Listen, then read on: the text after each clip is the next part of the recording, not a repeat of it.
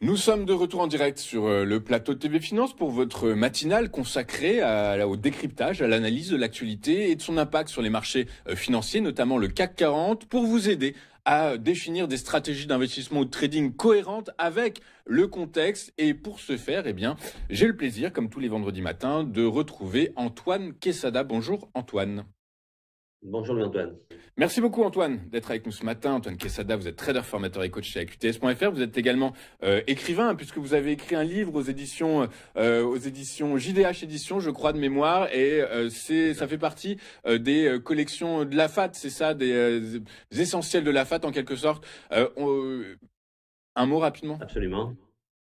Absolument, une collection de 10 livres, tous ne sont pas encore parus, sur les principaux thèmes de l'analyse technique. C'est la FAT, effectivement, qui est à l'origine de ce projet. Le mien concerne évidemment ma spécialité, que sont les divergences. Donc, il s'appelle Les oscillateurs et leurs divergences, comme vous l'avez dit, aux éditions JDH. Écoutez, Antoine, merci pour ce petit, cette petite incartade commerciale. Antoine, la semaine dernière, le contexte était pessimisme, évidemment, sur fond d'inquiétude autour de la trajectoire que pourrait prendre, l'identité surtout que pourrait avoir le gouvernement français sur la trajectoire budgétaire de la France, sur bien la chute probable du gouvernement Bayrou. On se situe la semaine dernière.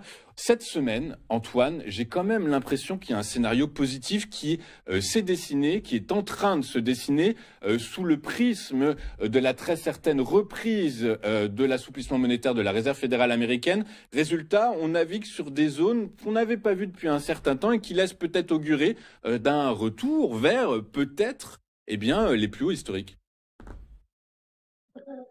Très bonne remarque. Moi-même, la semaine dernière, je n'étais pas très optimiste. J'étais plutôt assez négatif, avec un niveau en dessous duquel il ne fallait pas aller. On va en parler rapidement. Et effectivement, vous avez raison, on s'est appuyé sur ce niveau. Donc, rapidement sur le graphique en hebdomadaire, la fameuse oblique en noir ici, dont je vous avais dit qu'elle était de très long terme, puisque c'est un segment haussier qui a été tracé sur un graphique en mensuel, donc de très long terme. Et vous avez vu qu'effectivement, en fin de semaine dernière, donc on est descendu, donc fin vendredi, on est venu se poser au point près sur cette oblique. Et effectivement, depuis lundi, on rebondit légèrement pour le moment, mais effectivement, il est toujours très positif, très encourageant de voir qu'un support de long terme tient, qu'il fait bien son job. Et donc, ça permet d'espérer effectivement un rebond de peut-être plus grande ampleur, ou en tout cas qui va peut-être s'étoffer dans les jours qui viennent. Cet appui s'est fait sur les 61,8% de Fibonacci, qui lui-même est un niveau de Fibonacci très important. Donc, effectivement, des éléments graphiques qui corroborent ce que vous venez de dire d'un point de vue fondamental. On va passer sur le graphique en journalier. Voilà, donc en journalier ici, vous voyez donc, là, je ne sais plus le graphique, mais je n'ai plus le graphique à l'écran, mais ce n'est pas grave, je vais le voir sur mon écran. Donc sur le journalier, donc on voit bien l'oblique haussière en noir qui s'est reportée ici, puisqu'elle a été tracée sur le mensuel. On voit bien le niveau en dessous duquel il ne fallait pas aller, qui est la ligne en pointillé horizontale orange, qui sont les 7648 points. Je vous avais dit à surveiller ce niveau parce qu'une clôture en dessous allait très certainement nous amener vers les 7500 points. Eh bien non, ça a tenu au point près. On est allé le toucher. D'ailleurs, c'était vendredi dernier, si ma mémoire est bonne. Effectivement, vendredi dernier, au point près. Et on a rebondi dessus. Alors, ce rebond, il s'est fait à la faveur justement, ça tombe bien, vous parlez de mon livre sur les divergences, à la faveur d'une divergence haussière cachée. Alors, comme je dis toujours, elle n'est pas plus cachée que les autres.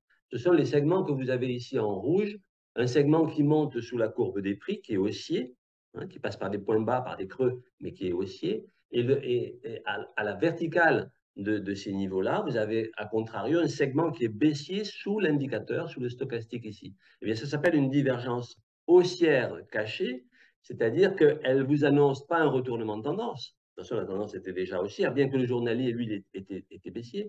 Elle vous annonce simplement que la hausse a encore du potentiel. Alors, ce potentiel est toujours difficile de le quantifier. Moi, je vais le quantifier grâce à Fibonacci, tout simplement. Et donc, effectivement, depuis lundi, on a ce rebond à la faveur de cette divergence haussière. Là, je vous parle d'un point de vue purement technique, c'est ma compétence. Et ce rebond ne s'est pas démenti puisque hier même, on est allé taper les 50% de retracement de toute la partie baissière qui a eu lieu depuis la fameuse annonce de François Bayrou sur sa volonté d'avoir un vote de confiance. Donc, depuis toute cette baisse, le marché a donc rebondi sur ce niveau et est allé chercher les 50% de retracement de toute cette baisse, donc la zone des 7826 points, qui devient une petite résistance, puisque 50% de retracement, c'est toujours un niveau assez délicat à franchir. D'ailleurs, on a hésité un petit peu dessus. Mais alors, ce matin, on a ouvert en très légère hausse. Cette hausse, bon, il faudra qu'elle se conforte par la suite. Mais voilà, donc cette divergence haussière nous disait qu'il y avait encore du potentiel de hausse. Ce potentiel, il est trop tôt pour nous permettre de savoir si il permettra de dépasser ou d'atteindre en tout cas les plus hauts historiques. Là, la première résistance à laquelle on va être confronté, c'est la zone des 7000. C'est la zone des 7800, je le vois mal, 7864 points, pardon, qui sont les 61,8% de Thibaut. On en prend le chemin, mais bon, c'est encore trop tôt pour le valider.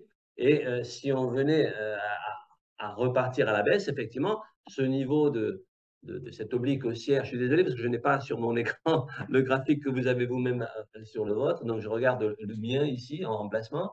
Voilà, plutôt optimiste maintenant à la faveur de ce rebond.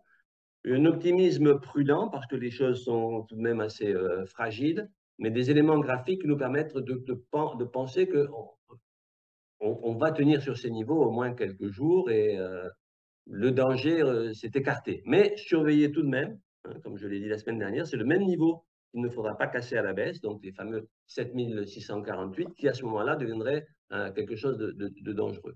Ok, très clair. Alors écoutez, effectivement, on a de meilleures raisons aujourd'hui d'être un peu plus confiant que la semaine dernière. même si, je vais me faire l'avocat du diable, attention, ce soir, Fitch est la première des trois agences qui, sur 3 mois, va révéler quelle est sa perspective de la dette française et de la trajectoire budgétaire française, donc le 12 septembre. Donc nous sommes le 12, donc Fitch. On voit aussi également hein, que les marchés obligataires français commencent un peu à s'affoler. Le spread entre le 10 ans français et le 10 ans allemand, eh bien, alors même si on raisonne toujours en termes de clôture, mais lors de la journée, lors de ah ben non, ben, tac, le spread a jamais été aussi élevé. Donc attention, il y a quand même un risque peut-être sur le marché obligataire. En tout cas, toujours est-il que les investisseurs français ont pour l'instant les yeux rivés vers les États-Unis et la très probable reprise de l'assouplissement monétaire par la Fed dès le 17.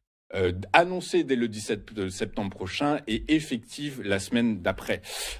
Donc voilà, bah écoutez, donc effectivement, de l'optimisme et de rigueur aujourd'hui, probablement au cours des prochaines séances.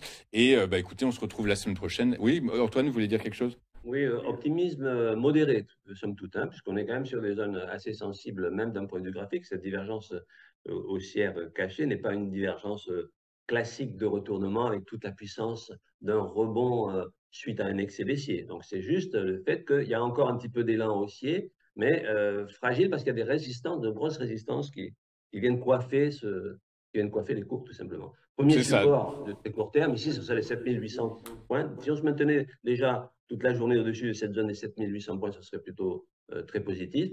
Mais sinon, bon, voilà, un optimisme modéré tout de même.